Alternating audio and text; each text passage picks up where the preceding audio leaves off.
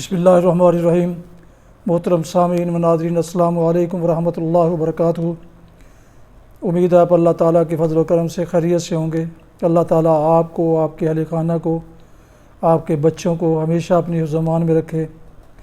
کڑوے گلاب سلسلے کا ولاگ، جسے جناب محمد سلیم بٹ صاحب کی کتاب نفسہ نفسی سے لیا گیا ہے، آپ کی خدمت میں پیش کر رہا ہوں۔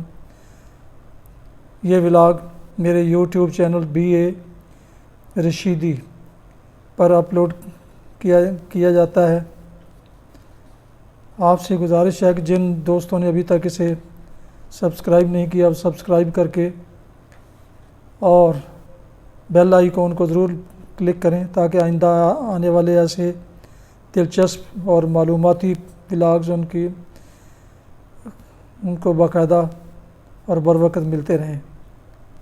شروع کرتے ہیں آج کا کڑوے گلاب سلسلے کا ولاگ۔ عنوان ہے آلودگی۔ آپ پاکستان کے کسی شہر میں جدت سے بھی گزریں، گندگی کے ڈھیر جگہ جگہ پائیں گے۔ دھول اور گرد اتنی کہ دن میں 10 دفعہ منہ ہاتھ دھونے سے بھی میل ایسے اترے جیسے کسی کوئلے کی کان سے کان کن واپس آئے ہوں۔ کپڑے اور جوتوں کا تو بس حال نہ پوچھیں۔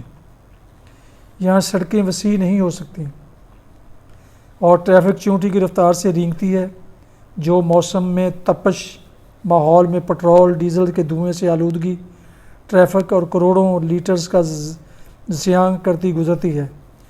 اس ازدحام میں ویگنوں کی دوڑیں، ہٹو بچوں، میوزک، ہارن اور 10 کی گنجائش میں 25 سواریاں کھڑی نہ بیٹھی، بونس کے طور پر رکشوں کا دھواں اور ٹیڈی سائلنسرز کا شور، گلی محلوں میں غیر قانونی آٹو ورکشاپس، گھوڑوں کی لید، کھوکھوں پر پھٹے پرانے ٹاٹوں سے سائبان کا کام لینے کی ناکام اور ماحول کو پورا گندہ کرنے کی کامیاب کوشش۔ فٹ پاتھ اگر کہیں ہیں تو ان پر براجمان قبضہ فروشوں کی ڈٹائی اور راہ گیروں کی بے قابل دید ہے۔ ان سب امراض کا علاج شرح پیدائش کو ملحوظ خاطر رکھ کر بہت پہلے ہو جانا چاہیے تھا، لیکن لوٹ کھسوٹ اور چھینا جھپٹی کے دور میں جہاں ہر طرف نفسہ نفسی کا عالم ہو، وہاں کس کے پاس ان فضول چیزوں کے لیے وقت ہے؟ پھر بھی مایوسی گناہ ہے اور کوشش کرتے رہنا چاہیے۔ یوں بھی دنیا ابھی درد مند دیوانوں سے خالی نہیں ہوئی۔ ان متذکرہ قومی امراض کا چھوٹے پیمانے پر ایک کم خرچ اور بالا نشین علاج موجود ہے، بشرطے کہ عملی خدمت اور عوام کے مسائل کا مداوع کرنے کی خواہش دل میں موجود ہو۔ ہمیں چاہیے کہ ملک بھر میں فٹ پاتھوں کو قابضین سے آزاد کروائیں، شہروں کی طرف جانے والی تمام سڑکوں کے ساتھ مزید فٹ پاتھ بنائیں اور انہیں معمولی فریم لگا کر سیمنٹ کی چادروں سے کور کر دیں تاکہ عوام گھنٹوں بس سٹاپ پر کھڑی دھوپ میں کھڑے رہ کر بسوں کا انتظار کرنے کی بجائے سائے میں میل 2 میل پیدل چل کر اپنی منزلوں پر پہنچ جائیں۔ اس سے ٹریفک کا دباؤ کم ہوگا اور پیدل چلنے سے جسمانی کثافتیں بھی خارج ہو کر تندرستی پیدا کریں گی۔ توندوں کا حجم چھوٹا ہوگا اور بیماریاں کم ہو کر ادویات کے اخراجات میں زبردست کمی کا باعث بنے گی۔ سڑکوں پر بیٹھے فٹ پاتھی، خانچہ فروشوں اور ریڑھی بانوں کو اہم جگہوں کے قریب ان کی تعداد اور مستقبل کی ضروریات کو پیش نظر رکھ کر سینٹرل ایشیا، یورپ کی طرز پر چھوٹی مارکیٹیں بنا کر بٹھا دیا جائے، جس سے ان کو روزگار کا تحفظ بھی ملے گا اور صارف بڑے دکانداروں کی اجارہ دارانہ مہنگائی اور گراں فروشی سے بھی محفوظ رہ سکیں گے۔ سڑکوں پر ٹریفک کم کرنے کے لیے یورپ کی طرح ٹیکسیوں کے علاوہ پرائیویٹ گاڑیوں کو بھی سواری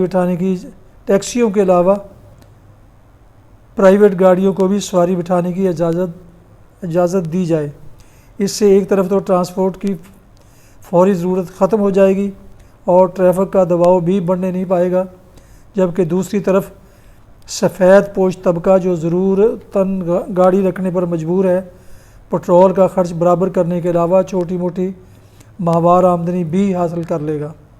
ملک عزیز میں اب تک جو پلاننگ کی گئی یا کی جا رہی ہے، اس سے محسوس ہوتا ہے کہ ملک کو انتہائی ترقی یافتہ ملک سمجھ کر ایک مخصوص طبقے کے مفادات کو تحفظ دینے اور بڑھاوا دینے کے لیے بروئے کار لائے گی۔ جیسا کہ تمام سرکاری و نیم سرکاری اداروں میں کار ایڈوانس کا اجرا ہے، جو بلحاظ عہدہ کم یا زیادہ ہے، نتیجتاً جو لوگ اس کے لائق ہوتے ہیں وہ چاہتے نہ چاہتے ہوئے بھی گاڑیاں رکھنے پر مجبور ہیں تاکہ اس الاؤنس سے محروم نہ رہ جائیں۔ چین ہم سے آج کئی گنا ترقی یافتہ ملک ہے، اور وہاں کے حکام کی خوبصورت اور مفید منصوبہ بندی کی وجہ سے وہ نہ صرف مزید ترقی سے ہمکنار ہو رہا ہے، بلکہ اس نے آبادی پر بالکل روک لگانے کے بجائے اسے کم کیا ہے۔ لیکن اگر وہاں بھی کار الاؤنس ہوتا تو آبادی کے اعتبار سے اس قدر کاریں ہو جاتی کہ کار پر کار رکھ کر چلانی پڑتی۔ عقل مندی کا تقاضا ہے کہ سورج کو مشرق سے ہی طلوع ہونے دیا جائے اور مفاد عامہ کی پالیسیز بنا کر اپنے عوام کا بھلا کیا جائے۔ کیا ہی اچھا ہو کہ سب سے زیادہ کنوینس الاؤنس اس سے دیا جائے جو سائیکل پر کام کو آئے۔ ہفتے میں 2 دن سڑکوں پر کنوینس کے استعمال کی ممانعت ہو، پھر دیکھیں ماحول کی آلودگی ختم ہوتی ہے کہ نہیں، اور بجٹ کا بوجھ بھی ہلکا۔ بڑے شہروں سے تانگے، ریڑے اور بیل گاڑیاں ختم کی جائیں تاکہ گندگی نہ پھیلے اور لوگ لید کے لڈو کی جگہ پیٹھی والے لڈوؤں سے لطف اندوز ہو سکیں، یا کم از کم چین کی طرح گھوڑے یا گدھے کے نیچے ایک کپڑا باندھ دیا جائے۔ اس پر سختی سے عمل ہو۔ پہلے کی طرح یہ تجربہ ناکام ثابت نہ ہوتا کہ لید شریف سڑکوں پر پھیل کر لوگوں کے پھیپھڑوں میں داخل نہ ہو سکے۔ ویگن اور رکشے ختم کر کے فی الفور بڑی تعداد میں الیکٹرک بسیں چلائی جائیں۔